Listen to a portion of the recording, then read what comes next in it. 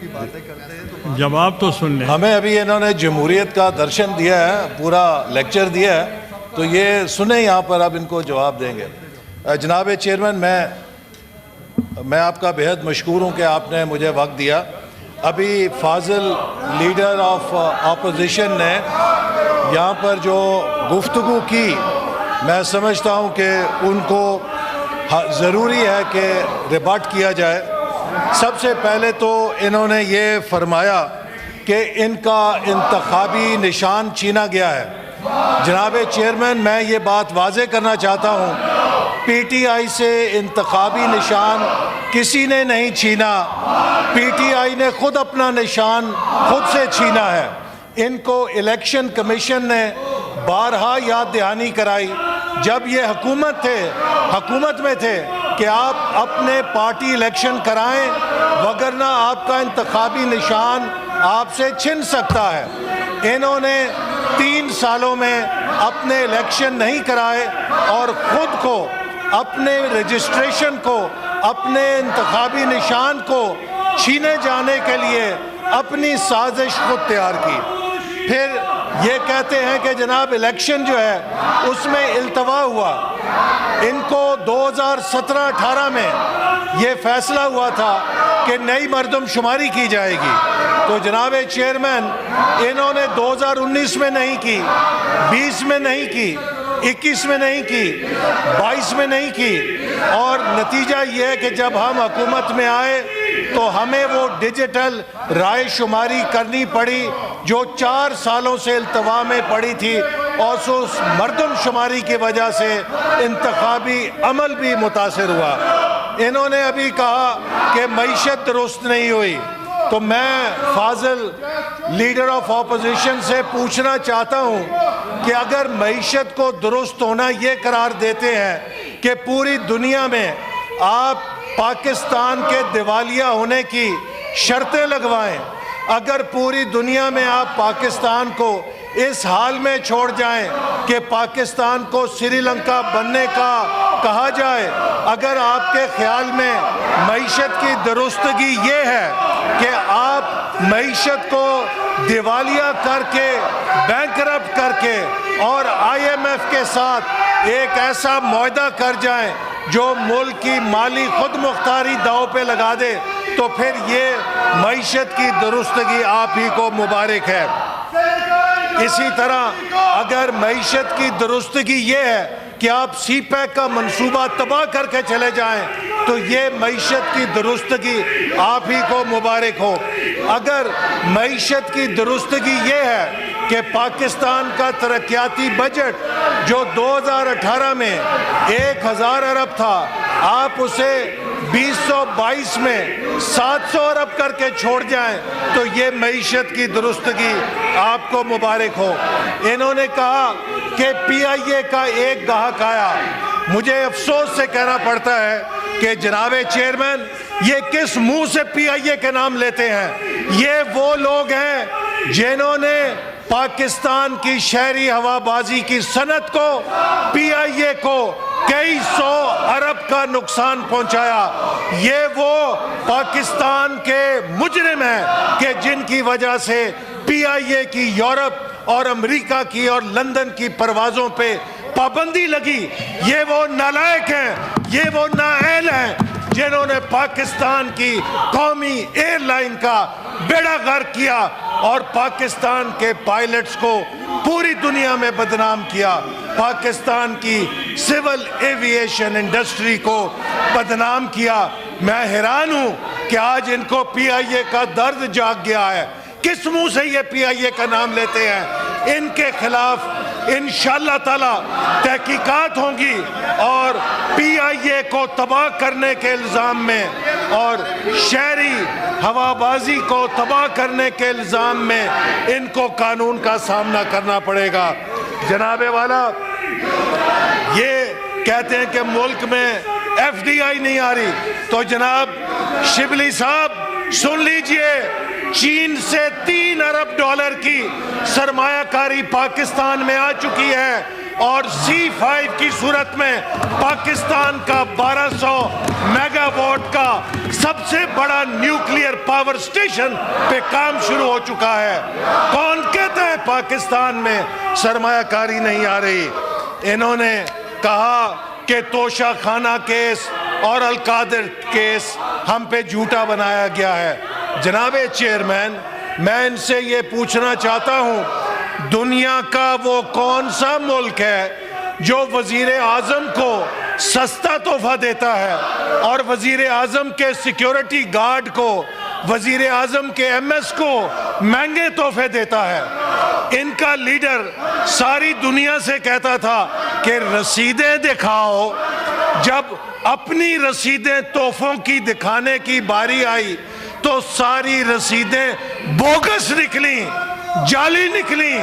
ان جعلی اور بوگس رسیدوں کا جواب دے دیں تو آپ کو کچھ نہیں کہا جائے گا۔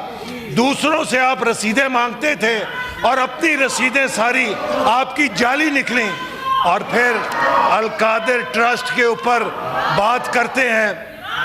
جناب چیئرمین، مسئلہ القادر ٹرسٹ کا نہیں، مسئلہ 190 ملین پاؤنڈ جو 74 بلکہ 64 ارب روپیہ بنتا ہے، 64 بلین روپیز پاکستان کے خزانے میں آنا چاہیے تھا۔ پاکستان کے خزانے میں نہیں آیا، عمران خان کے دوست کے جرمانے کے اکاؤنٹ میں چلا گیا۔ یہ بتایا جائے کہ وہ 64 ارب روپیہ پاکستان کے خزانے سے کس نے لوٹا، کس نے پاکستان کے خزانے میں نہیں آنے دیا۔ تو اگر آپ 64 ارب روپیہ پاکستان کے غریبوں کا کھاؤ گے، پاکستان کے نوجوانوں کا کھاؤ گے، اور پھر القادر یونیورسٹی کے پیچھے چھپو گے، تو جناب چیئرمین، اگر کوئی شخص ڈاکہ ڈالے، کوئی شخص چوری کرے اور کہے کہ میں نے چوری میں سے 50 روپے سے مسجد بنا دی ہے اور اب میرے خلاف چوری کا مقدمہ ختم کیا جائے چونکہ میں نے تو مسجد بنا دی ہے، چوری کے پیسے سے مسجد بنانے والا بھی چور ہے۔ تو آج چوری کے پیسے سے یہ اس ہستی کا نام استعمال کر رہے ہیں، یہ سیرت کے پیچھے اپنی چوری کو چھپا کر مسلمانوں کی توہین کر رہے ہیں۔ ہمارے آقا نبی کریم صلی اللہ علیہ وسلم کی سیرت کی یونیورسٹی کسی چوری کے پیسوں کی نہیں محتاج ہے، نہیں محتاج ہے۔ پاکستان کے لوگ آقا سے محبت کرنے والے ہیں اور وہ حلال کے پیسوں سے ایسی 10 یونیورسٹیاں بنا سکتے ہیں۔ میں سمجھتا ہوں کہ یہ سیرت کی توہین ہے کہ ایک چوری اور ڈاکے سے بننے والے ادارے کو جو چوری ڈالی گئی ہے، جو ڈاکہ ڈالا گیا ہے، پاکستان کا پیسہ لوٹا گیا ہے، اور اس چوری اور ڈاکے کو بچانے کے لیے، اس سے چھپنے کے لیے، اس سے بچنے کے لیے ہمارے آقا نبی کریم صلی اللہ علیہ وسلم کا یہ نام استعمال کریں۔ یہ سیرت کی توہین ہے۔ ان کا یہ اسلامی ٹچ اس چوری کے اوپر نہیں چلے گا۔ اس اسلامی ٹچ کے ساتھ ان کے ڈاکے کی واردات نہیں چھپ سکتی۔ کیس بڑا سمپل ہے جناب چیئرمین۔ برطانیہ نے 64 ارب روپیہ پاکستان کی ریاست کو لٹایا، ملک ریاض کو نہیں لٹایا۔ وہ پیسہ پاکستان کے خزانے میں آنا چاہیے تھا، وہ پیسہ پاکستان کے خزانے میں نہیں آیا۔ ایک شخص نے فائدہ لینے کے لیے اپنے دوست کے اکاؤنٹ میں جمع کر دیا۔ کیا یہ ڈاکہ نہیں ہے؟ اگر امریکہ کا صدر، برطانیہ کا وزیر اعظم، فرانس کا صدر، کسی بھی جمہوری ملک کا سربراہ یہ واردات کرے گا تو اسے جیل میں ہی جانا پڑے گا۔ تو یہ جو مہاتما ہیں انصاف کے، یہ تو خود کہتے تھے، وہ قومیں ہمیں حدیثیں پڑھ کے سناتے تھے کہ وہ قومیں تباہ ہو جاتی ہیں جہاں بڑوں کے لیے اور قانون، چھوٹوں کے لیے اور قانون۔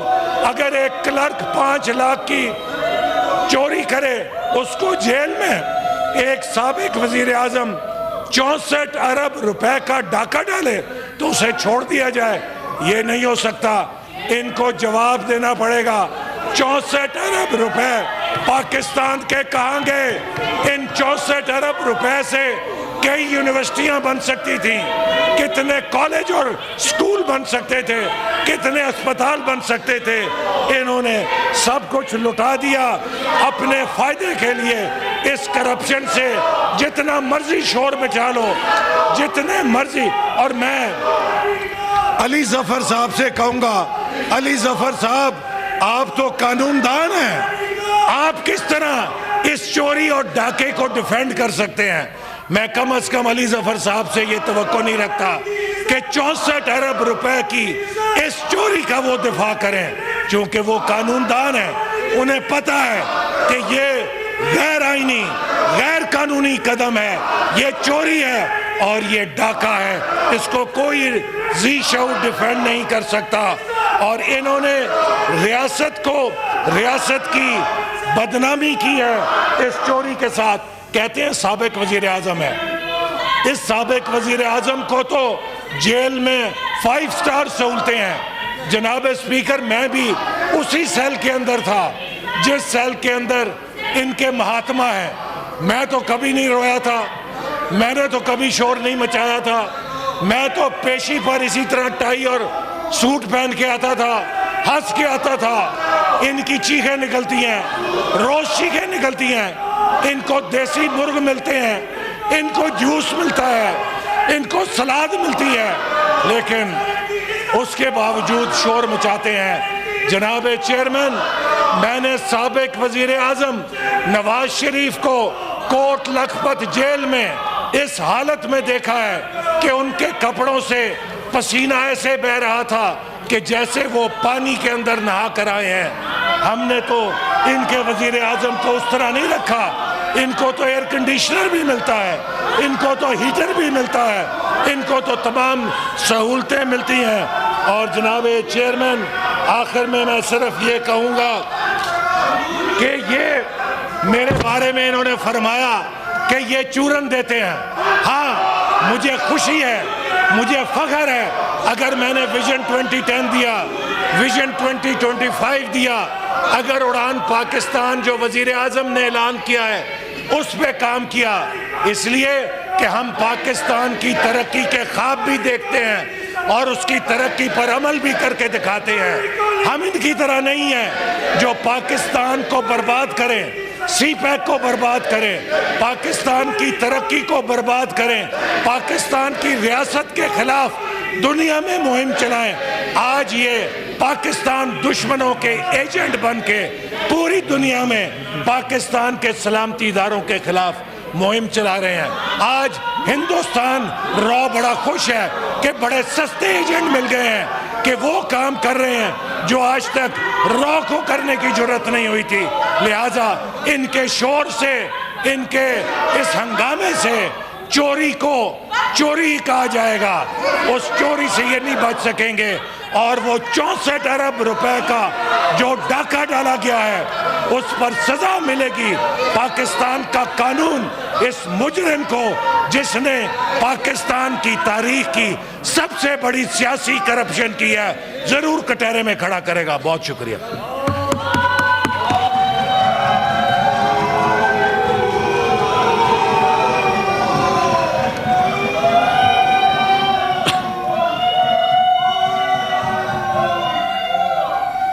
ऑर्डर नंबर 8, सेनेटर मोहसिन अजीज़ साहब, एक सेकंड। सेनेटर मोहसिन अजीज़ साहब, ये yes on his behalf. No, एक ले करना है।